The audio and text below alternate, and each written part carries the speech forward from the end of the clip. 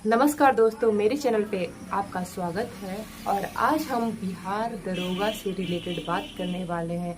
आज हम उन स्टूडेंट के बारे में बात करेंगे जो फर्स्ट सेकेंड अटेम्प्ट में मेरिट आउट हो गए हैं, या फिर थर्ड अटेम्प्ट भी हो गया है लेकिन तब भी वो मेरिट आउट हो गए हैं 1 मार्क्स से, 0.4 मार्क्स से। इसी तरह से उनके साथ हो रहा है बार बार। तो मैं आज उन्हीं के बारे में बात करने वाली हूँ। आखिर ऐसा क्यों हो रहा है, क्या कमी है? तो मैं कहूँगी कि आपके नॉलेज में कोई कमी नहीं है। अगर नॉलेज में कमी होता तो आप फाइनल मेरिट लिस्ट में 1 नंबर से नहीं छटते। आपके पास इनफ नॉलेज है, तो कमी कहाँ है? तो कमी है प्रैक्टिस में। सबसे पहली बात मैं ये कहूँगी कि आपके आंखों के सामने से जो क्वेश्चन बार बार गुजर रहे हैं, आप उसी क्वेश्चन को बहुत अच्छे से बना दोगे एग्जाम में, क्योंकि वो क्वेश्चन दिखेगा, आप उसका आंसर टिक करोगे एकदम सही सही। इसीलिए प्रैक्टिस बहुत ज़रूरी है।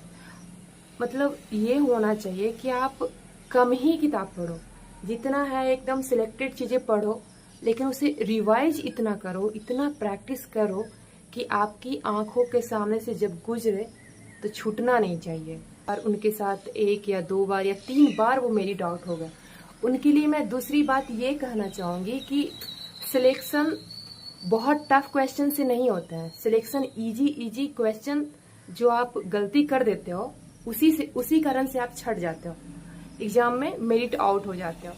तो आपको इजी क्वेश्चन तो बिल्कुल भी गलत नहीं करने हैं। एकदम माइंड को रिलैक्स करके वहाँ क्वेश्चन बनाने हैं। मुझे पता है कि एग्जाम का प्रेशर हैंडल करना इजी नहीं होता है, लेकिन आपको रिलैक्स हो करके ही इजी क्वेश्चन सॉल्व करने हैं। इजी क्वेश्चन गलती नहीं करने हैं। इजी क्वेश्चन गलती नहीं करने हैं। अगर आप इजी क्वेश्चन ही गलत कर दोगे तो सोचो आप कहाँ से आपका सिलेक्शन होगा, कैसे आप मेरिट में आओगे। जो बच्चे मेरिट आउट हो रहे हैं, मैं उनके लिए तीसरी बात ये कहना चाहूंगी कि आप नोट्स ऐसा बना लेते हो इतना बल्कि कि आप उसे रिवाइज नहीं कर पा रहे हो बार बार। अगर ऐसा नोट्स बनाओगे, इतना मोटा मोटा रहेगा नोट्स, तो आप कैसे रिवाइज करोगे? आपको एकदम ऐसा नोट्स बनाना है कि एक ही कॉपी में मैक्सिमम चीजें आ जाए। अगर इस तरह से बनाओगे तो आप उसको बार बार रिवाइज कर सकते हो।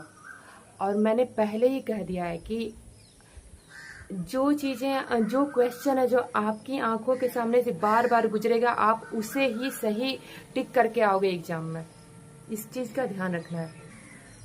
चौथी चीज मैं ये कहना चाहूंगी कि आप जब प्रैक्टिस सेट बनाते हो तो प्रैक्टिस सेट बनाया और उसके बाद किताब फेंक दिया, इसका क्या मतलब है?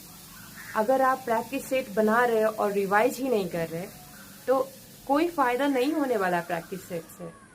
मेरे ख्याल से आपको करना ये चाहिए कि प्रैक्टिस सेट बनाने के बाद जो क्वेश्चन आपको नहीं आते हैं उसका एक नोट्स बनाओ और उसका एक कॉपी में लिखते जाओ और नोट्स बन जाएगा।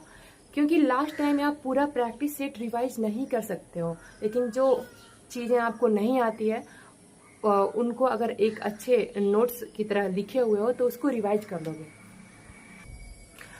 पांचवी चीज मैं ये कहना चाहूंगी कि जो फर्स्ट सेकेंड थर्ड अटेम्प्ट में मेरिट आउट हो गए हैं, उनके ऊपर बहुत ज़्यादा प्रेशर होता है, फैमिली का, समाज का इतना प्रेशर होता है कि, और ये जो फैमिली और सोसाइटी का प्रेशर है ये पढ़ाई में डिस्टर्ब करता है, डिस्टर्बेंस का काम करता है।